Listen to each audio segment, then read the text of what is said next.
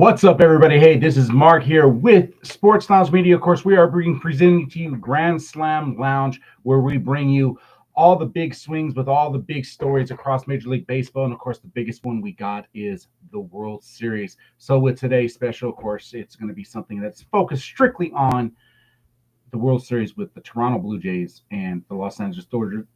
The Doyers, and of course, we have right here beside me is our COO of Sports Lounge Media, and along with many other titles with the Diamond Collection and all that good stuff. Of course, the chosen one, Mike Porche. Hey, what's going on, everybody? How's everybody doing, man? This is exciting, man. One of the reasons why is I'm honored, blessed, and lucky and fortunate to be getting on for the first time, Graham Sound Lounge. So thank you for having me on. And number two, I'm repping the Los Doyers. I mean, we made it again. So I'm excited to get into it, brother. Yeah, all right. Hey, so we're gonna hop right in. So, biggest one, obviously, we saw Toronto. They managed to go win it off the George Springer home run in six games. And of course, we saw the Dodgers. They got the sweep, which a lot of people weren't expecting that. Not against the Brewers, who had the best record in baseball. But I don't know, man. To me, I just saw things that were key to them, and that was the Dodger pitching. I mean, that was phenomenal. I mean, but with the pitching that they had, and offensively, yeah, they were clicking on all cylinders. Not all cylinders. I'm gonna say they were shooting probably at least a solid 6 out of 8. But with that being said, of course that pitching, we saw a lot of injuries across mid-season for the Dodgers. Yes. And to see how everybody has come back at the end of the season. I mean, they're going to the World Series and they got Shohei Ohtani is going to be the number 4 starter. That's crazy. And you're rocking with Sasaki as the closer. I'm just like, dude, like, that's why crazy. You need to go 7 innings, put him in for 2, do that every game, and it's locked in. Right. Now, you and I, we've talked obviously a lot about postseason baseball. I enjoy it drastically. Now, you were saying between Toronto and the Mariners, who would you have rather have placed being a Dodger fan? Who would you rather seen the Dodgers play? That was an interesting question. Because in the beginning, right, when we're watching the Mariners play, I would rather have played the Mariners. But when I was seeing them play against the Blue Jays, their sticks weren't just nothing was happening with their sticks. Then all of a sudden they had that, what was it, a 14-3 game. Yep. And then everything else was done after that, pretty much. Right. Mm-hmm. And so my biggest thing is, like, once you gave them that open door, like, it's hard to slow them down with their sticks. Right. And I just don't think the Mariners had the pitching to slow that down. Now, I would have rather played the Mariners. Number one, they've never been to a World Series or made it to a World Series before. That would have been interesting, pretty cool to see. But I am a Vottie fan. I love Guerrero. I think him and his dad are great, and it's interesting for him to now be there and in the World Series and whatnot. But for me, that's going to be the biggest takeaway. Like, can they get their sticks going? And you said it. The biggest thing about the Dodgers and the questions were, do they have the pitching because of the injuries that they've had? Can they get it done? And what's interesting enough, what's crazy is, as time went on, we started getting our pitching staff back. Outside of, I believe, 2 guys that won't be ready. 2 guys are coming back on the October the 24th, but and then there's another 2 guys that won't. Well, they're done for the season. But basically, we're just out, just 2 dudes, and so, and those guys weren't really that critical to our bullpen anyway. But needless to say, the biggest question is, can we get it done with our pitching? And Snell had an amazing postseason, and then you got Yamamoto, who's done good. He's done his job, right? And then you walk in and got Glasnow, who's done amazing. And then you go to Shohei Ohtani, and he's like, I wasn't expecting him to be great. I was like, give me 5. Let us get a reliever. Just give me 5, bro. And he's done extremely well, better than what I had expected. going into, and then of course you have Sasaki going in and now cleaning up, but going into this series now, I think that that's going to be the biggest thing. I don't think that we're clicking on all cylinders. One of the biggest thing for me was that for some reason in the postseason for the Dodgers, it's always our utility players. People like Kike Hernandez. People like how do you say his name in Spanish? I say Pages, but people probably say they say it different in Spanish. But Paez, yeah, Andy Paez. So Paez has been playing really well. Kike Hernandez, Will Smith, not the rapper or the one that was on Fresh Prince, but the actual catcher has been doing really well, right? So those players have been really showing up, and who's been going cold? Shohei Ohtani. Yep. Outside of the last game, who else? Freddie Freeman's been unpredictable. Mookie Betts barely started turning it on. Game 2, game 3 of this last series in Milwaukee. And so it's like those expectations. And then Tarasco, he's been great throughout the season, but he's also been inconsistent as well. It's either a home run or nothing, So when we're clicking on all cylinders, that's what's going to be scary. Can we do that in this series is the biggest question. I don't really have too many questions for our bullpen. I have a lot of questions is can we compete with our sticks, because they're going to be scoring points. So can we compete that way like we were with the Yankees last year? Right.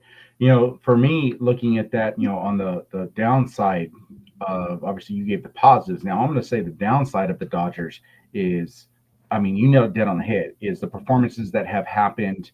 Will Smith had the hairline fracture, so he barely came back in the LCS because he struggled with the division series. But the big one for me, like you said, was Freddie Freeman. Freddie Freeman is only hitting like 239 in the postseason so far. He has got 1 home run, 4 doubles. So he has been very, very abysmal, and it's not been very well. You've been playing great too. I forgot to mention you. I didn't give you. I didn't give you I know, credit. right? I've been out there, but yeah, with Freeman, Max Muncy. Yep. You've been playing great out there. Yeah, so Freeman hitting 231. The big thing for me is something that he hasn't done is he struck out 11 times in 39 at bats, so far this postseason, which that is not normal for him. Hopefully, for the Dodgers to win in the 2 previous World Series, I know Freddie Freeman has hit above 300 with 6 home runs and I want to say 17 RBIs. And so if he can sit there and turn that around, when you look at it, like breaking it down position by position, personally, like at catcher, you got obviously Will Smith and Alejandro Kirk. That's a Dodger advantage. At first base, you got Freddie Freeman and Vlad Guerrero Jr. Now, with that being said, like, if I had to choose, I would say, of course, I would give the advantage to Freddie Freeman and the Dodgers. But the way Vlad has been playing, though, 6 home runs, he's just killing it. He's killing right now in the postseason. Yeah, he's got the 3rd best postseason OPS for a single season, with at least 40 appearances. In I want to say since like the 1980s, 1990s, something like that. So absolutely ridiculous. So he's definitely earned that contract that he got at the beginning of the season, obviously helping lead them to the World Series. So a lot of people will say, okay, you got to give advantage to the Blue Jays on that. Second base, you got, that's like having nobody at second base, realistically, for both teams. It's not much. But the big question is, Bo Bichette has now been put back onto the roster. So we're going to see a little bit changes. But, of course, when you're looking at Tommy Edman with what he's done, plus another utility player, yeah, exactly. And then you got Andres Jimenez, who moved from short over to second, so this way kind of helped with that. So with that being said, I probably would give the advantage to the Blue Jays at second base. When it comes to shortstop, of course, you got Mookie, and then you got Bo Bichette coming back. You got to give that to the Dodgers. At third, of course, I'm playing over that because the biggest thing is these right here, guys. This is the biggest reason why Max Muncy is doing what he needs to do. He's been playing so great. Wearing glasses. He's seeing the freaking ball. Defensively, though, bro. Yeah, that's his big. When it comes to the sticks, he On the offensive side, since the start of September, he's hitting like 160 something. I mean, he's hitting below 200. And but so that's where you started to see Muncy coming off the bench, and they're installing Kike Hernandez or Miguel Rojas over at third base. So it's kind of worked that way. But I still give, no matter what, I give the Dodgers the advantage on that one. Left field, that's a Dodger advantage with Hernandez out there. Center field, you got Dalton Varsho. So that right there, you got to give that one to the Blue Jays over Andy Pages, as I call him. Yeah, So and then of course right field. I mean, you got Hernandez. Yeah, you got Teoscar Hernandez sitting out there. But to me, it's like that's a 50-50 toss up. But when you comes down to it, and this is the biggest key factor, the pitching. 100%. 100. This, I've heard people say this is going to be a boring World Series. I'm like, no, this is going to be an amazing World Series. I enjoy, me as a baseball guy, I enjoy the defensive mindset. I want to see a 2-1 game and one. I don't want to see this 14-3 crap. Just like in football, I want to see a low scoring game. I don't want to see someone drop 40, because to me, it is defense and pitching. That is what is key. Designated hitter, that's going to be the other key spot. But now, when you look at that, you got George Springer and Shohei. I'm sorry. Am I a big fan of Shohei? No. Is he the greatest of all time? No. Is he great? Yes, 100%. I will say that Shohei is a great player. It takes a lot for someone to be put into a GOAT category in my mindset. He's on his way. He can be considered on his way. He has a lot of baseball to play still. He does, but the biggest problem for him, though, is I wish he would focus on one or the other, because I think he can be a number one starter on any team. I also think he could be a number one player, on the field. I would love to see him play the outfield instead of being a designated hitter, because you can utilize him more, because he is so fast. He does have the speed and things like that. But of course they run him as designated hitter. Why? Because so they can save him as much as they can. They let him get the rest. So there's so many positive negatives. I like the positives you gave, with the Dodgers. Now as for the Blue Jays, the positives, of course, you got Vlad. Their bullpen is a little bit banged up. They've struggled a lot, using a lot of pitching because Mariners worked them. Are we going to see? I think probably the best postseason game that I saw was when I watched Mad Max Scherzer go a little crazy on the head coach, like, you're not freaking taking me out. Yeah, you're not taking me out. I mean, to me, it's like, and it's hilarious when the manager flat out said, he looked at me with both them color eyes. He goes, and I was scared. Yeah. He goes, I was scared. I'm like, no. But that's the style of play. That is the old Max Scherzer that I recall from the Detroit days, the Arizona Diamondback days. I mean, where he was a phenomenal pitcher. There's a reason why he won a Cy Young. There's a reason why he almost won the pitching triple crown. But age caught up to him. He's 40, 41 years old, something like that. So he's up there in age. But to me, I don't know. Toronto hasn't been to the World Series since '93 when they won back-to-back. Of course, '93 was when Joe Carter hit that walk-off game-winning home run in Game 6 off the Phillies. I still remember him jumping around the bases, as a 13-year-old. I mean, anytime I can watch baseball, I love it. But I don't know. So with that being said, I mean, what's your thought on? Do you think the Blue Jays have a chance? Like, can you see them?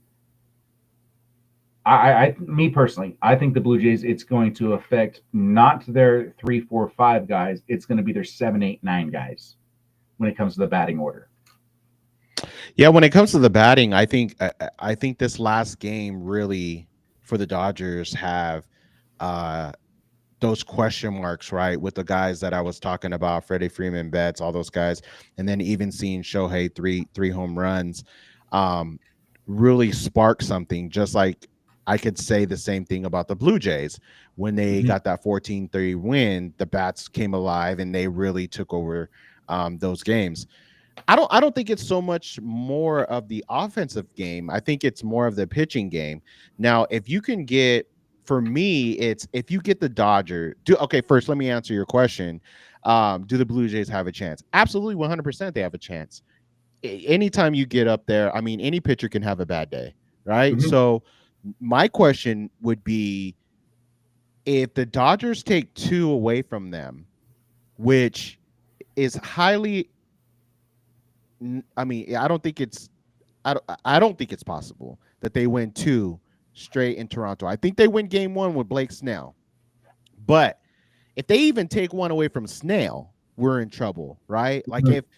Like if the Dodgers can literally take two away from them, I think Toronto is in trouble because you got to play Monday, Tuesday, Wednesday, and they have to literally win all three of those games in LA, which I don't think is possible. No. Uh, so really, it comes down to now who's going to win those games. Now it's going to be very hard to win against Snell. Um, Yamamoto, I believe, is the number two pitcher. Number Mhm. three is Glasnow. They could probably get one on Glasnow. And then you got Shohei, um, who's going to come in, and then they start all over again, right? Like they start Correct. with, yeah. So that's going to be the interesting part. Now, I know this. I know this. This is what Dave Roberts does a lot of the times. Is he will, when there's three games, right? Say we're 3-1 or whatever, and we're trying to close out. He would literally use all of his bullpen to get through that dang game.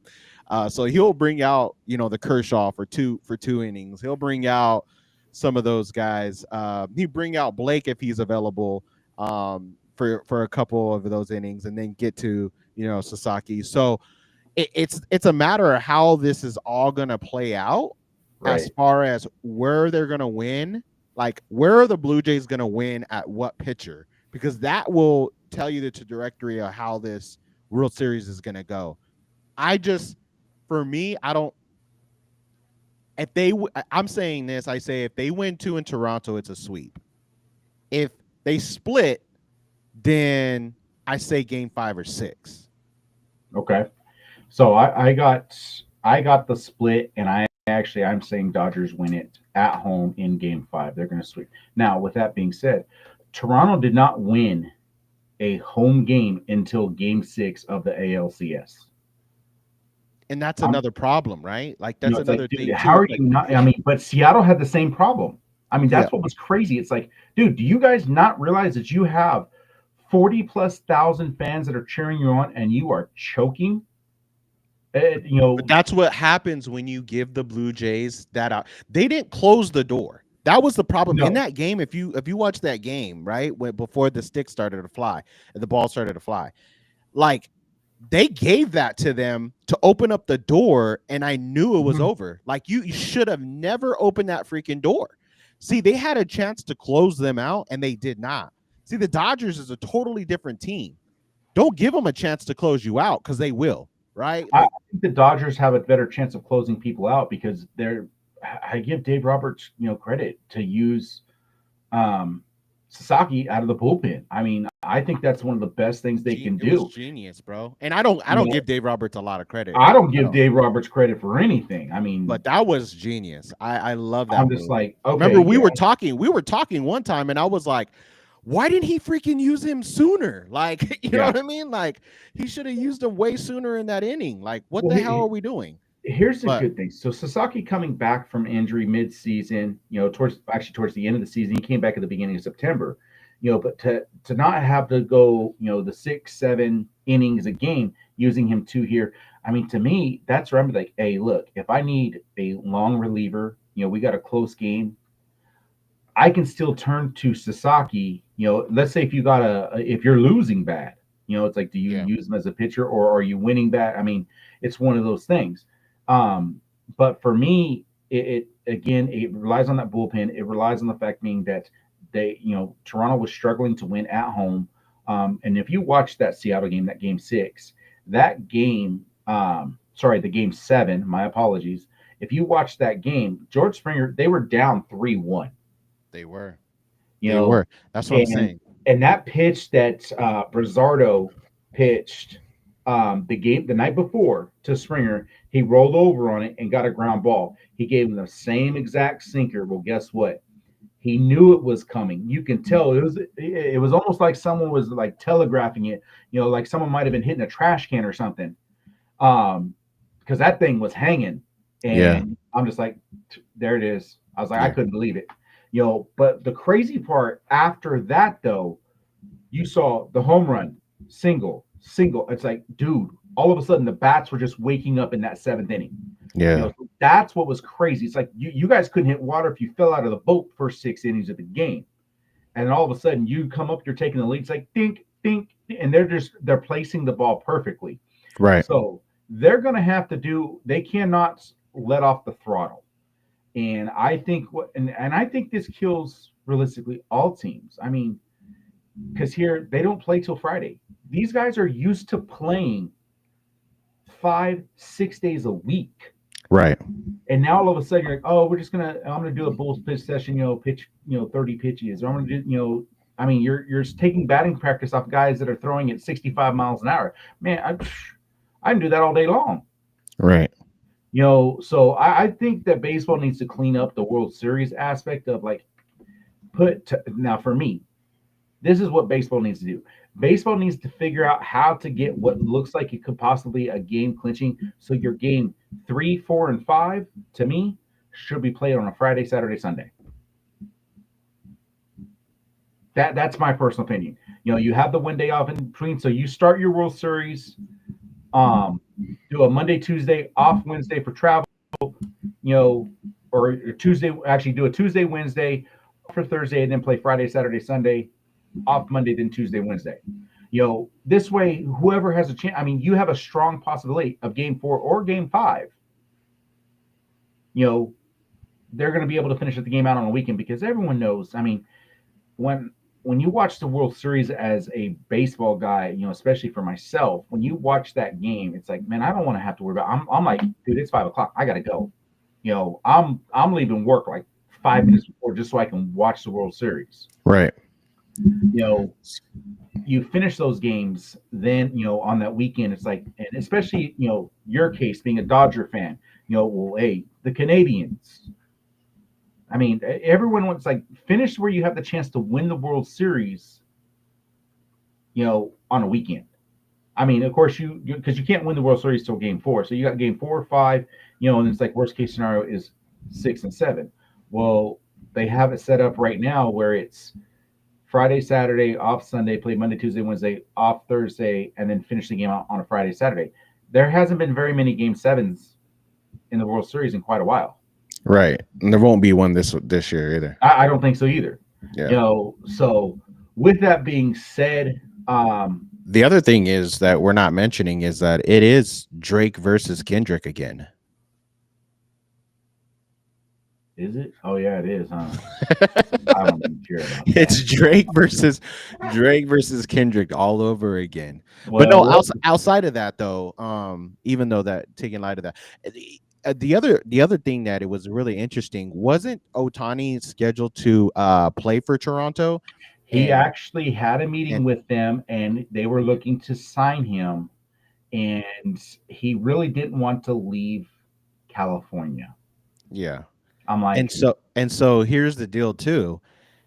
He's finna get booed, and I think he's gonna ramp up. I think he's gonna ramp up, bro. I think this is the series for Ohtani to show why he is who he is. I think he's gonna show up, man. I think that's an extra little fuel underneath him too as they boo him the first 2 games. So that's going to be interesting to watch too, how he responds to that. Yeah, I'm going to be intrigued to see how he pitches. The good thing about having him in game 4, he's going to be he's going to be pitching in LA. Yeah. So I don't think you'll have an issue with that. But no, he shocked me. Yeah, he shocked me with he shocked me with his pitching, bro. Yeah, I was impressed with it. I was impressed, and it takes a lot for me to be like, okay, you had a great game. Everyone kept saying, "Oh, it's the greatest postseason performance of all time." I'm like, or greatest postseason I'm just like, dude, did you watch the other games that he was in? He was horrible. Let It was alone, I'm just just that. like, I think they're prefacing it to just that one game. they needed What? to clarify that it was the one game, because when you say this is the greatest postseason performance of all time, you know, my mindset's like, okay, what did they do, for the Yeah, entire postseason? But I'm always looking at the bigger picture. yeah. So, What I but want to no. mention, too, is that when we're talking about Otani, and I'll leave on this note. When we're talking about Otani, right? For me, it's one of those things where it's generational. Like, we're able to witness somebody who pitches and bats the way that he does. Even though you would love to see him do one or the other, for me, it's one of those things like when you see an ambidextrous pitcher where Mhm. he can pitch right or left. That's like, whoa, wait. It's one in a lifetime type of situation, right? So, 3 in the major leagues right now. well, I mean, yeah, but I'm Yeah, saying like but when no, you, it is phenomenal. I yeah, just think it's amazing to see a six-fingered glove. yeah. So when you're able to win those things and then see it at a high level, the way that we've been seeing it, we can't take those types of things for granted. Oh, no, It's no. I yeah, mean, it's one player. I am myself being I am a diehard Nolan Ryan fan. I never had the opportunity to get to see him pitch. The one chance I did, I actually ended up being ill, and so I never had the chance when he was with the Astros. Obviously, when I was down in Ventura County, I was close to Dodger Stadium, so my grandfather, he was a diehard Dodger fan. Um, but God, never had that chance. God bless him for sure. We I always laugh. He always asked me. I remember 8 years old telling me, "You have to choose. If you're going to be a Dodger fan, you got to, live through it, good and the bad." And of course, they ran into a bunch of bad right after they won the World Series in '88. Um, they were able to produce Rookie of the Years, but they couldn't produce anything else.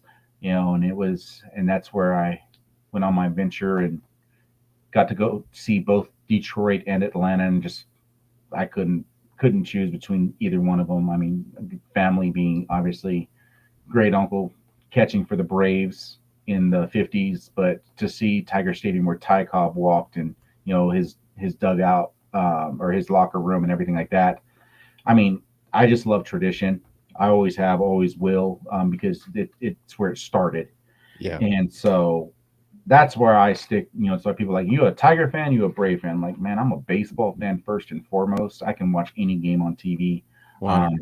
but I could never choose. Like if someone asked me, a friend of ours asked me one time, he goes, "What happens if the Braves and the Tigers make the World Series?" I said, "Man, it's gonna suck." I said, "Exactly." I said, "I'm gonna have to go on, be like, dude, can someone get me a white stray jacket? Because I'm not gonna know if I'm gonna yell or and cheer, or if I'm really angry and throw the remote." So but with that being said, I want to go ahead and release some other big news that just happened actually about an hour and a half ago. No, it does not have to do with the Dodgers. Doesn't have to do with the Tigers, but it does have to do with the arch nemesis of the Los Angeles Dodgers. And I am very sorrowful to announce, um, very disappointed, because the Atlanta Braves need a new manager. But the San Francisco Giants have now made the first ever head coaching change from a collegiate team to the major league level, and they just signed Tony Vitello from the University of Tennessee, who took them to the national championship. As you guys see right there, that's their championship decal that they ran with. But yeah, so he actually just signed with the Giants to become the new manager about an hour and a half ago. Um, so he converted that team to be a powerhouse team. 3 College World Series appearances in 5 years, one Natty, 341 wins. I mean, he had 52 draft picks, in 5 years. I mean, that's 10 draft picks a year, which is pretty impressive on any Yeah. level. But managed to produce 22 first round picks in 5 years.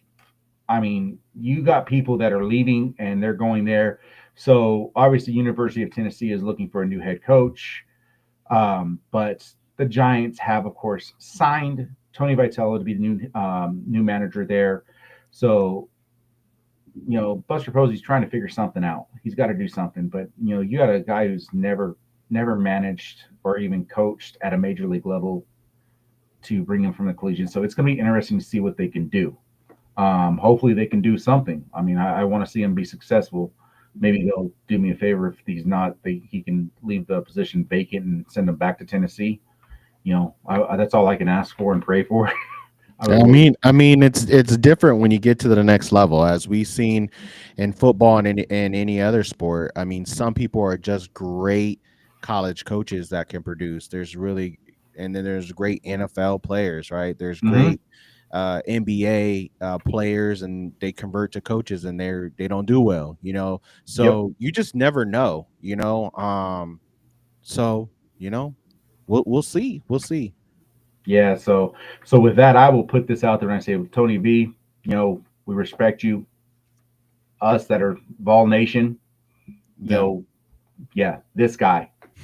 those I, guys. I bleed. I bleed the orange and white. No, we want to say thank you, and I will also say, let's go. Let's figure something out. But so you got Dodgers in five. I got Dodgers to sweep if they win the first two. If they split, I got Dodgers in five. Okay, I got Dodgers in five. So that's here at Grandstand Lounge. That's what we got. We want to thank you, Mike, obviously for being on. Yeah. It's I always a want to good time. I want to real quick thank you to all of our sponsors, Caliber Graphics, number one sports fan. Also, Brian Martino, where you can visit them at brianmartinoconstruction.com to get your discounts and all that good stuff. And being powered by the Mogul brand and the Diamond Collection, go visit us.